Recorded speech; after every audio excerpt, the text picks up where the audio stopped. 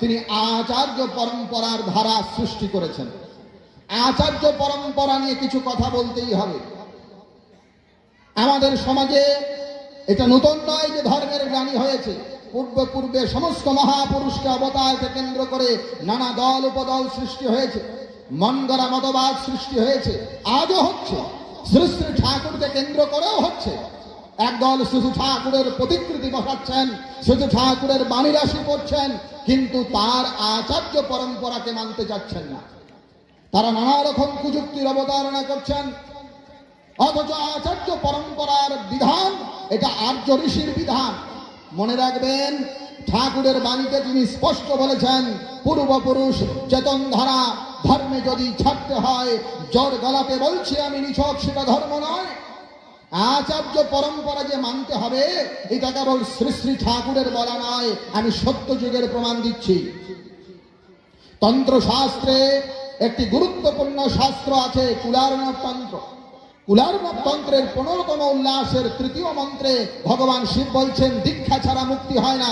মন দিয়ে শুনুন, বিনা দীক্ষাং নাহ মোক্ষঃ স্যাৎ, দীক্ষা ছাড়া মোক্ষ হয় না। আবার 2য় লাইনে বলছে, আচার্য ছাড়া দীক্ষা হয় না। অতএব আচার্য পরম্পরা, এই শব্দটা আছে ওখানে। অতএব আচার্য পরম্পরায় নির্দিষ্ট। একবার বেনারসের পণ্ডিত ঠাকুরকে প্রশ্ন করলেন, আপনার চলে যাবার পরে সৎসঙ্গের কার্যভার কে বহন করবে? দেবীপ্রসাদ মুখোপাধ্যায় লিখেছেন ঘটনার বর্ণনা।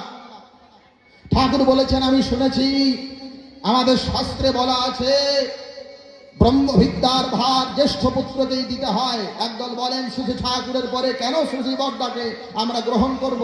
আর শ্রী বড়দাকে নাই বা মানলাম, অথবা মানলামই, তারপরে কেন তার পরবর্তী আচার্য পরম্পরায় জ্যেষ্ঠ ধারা হবে? এর উত্তর দেবীপ্রসাদ মুখোপাধ্যায়কে ঠাকুর প্রশ্নের আকারে দিয়ে বললেন, খুঁজে দেখতো কোন শাস্ত্রে পাস কিনা।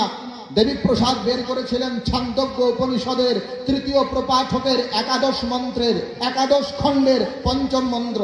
সেখানে বলা আছে, জ্যেষ্ঠয় পুত্রয় পিতা ব্রহ্ম প্রব্রিয়াৎ, পিতা তার জ্যেষ্ঠ পুত্রকেই ব্রহ্মবিদ্যা দেবে। আরো শোনেন, আলোচনা প্রসঙ্গে 1941 সালে ডিসেম্বর মাসের 4 তারিখে ঠাকুর কথা বলছিলেন। একদম প্রথম খণ্ডেই ঠাকুরের নিজের বলা আছে, যারা পুরুষোত্তমকে সরাসরি না পায়, তারা তদনুবর্তী আচার্য পরম্পরার ভেতর দিয়েই তার ভাবটাই কিছু না কিছু পায়। এই জন্য আচার্য পরম্পরাকে ধরেই আমরা ঠাকুরকে মানি। আজকের আলোচনার এইটাই সার। তার দিব্য জীবন আলোকমণ্ডিত, সহজ সরল। তিনি মানুষের ভেতরে অজ্ঞানতাকে বিদূরিত করে জ্ঞান প্রদীপ প্রজ্বলিত করেছেন, আর পরবর্তী আচার্য পরম্পরার মধ্য দিয়ে সেই ধারা প্রবাহিত হচ্ছে।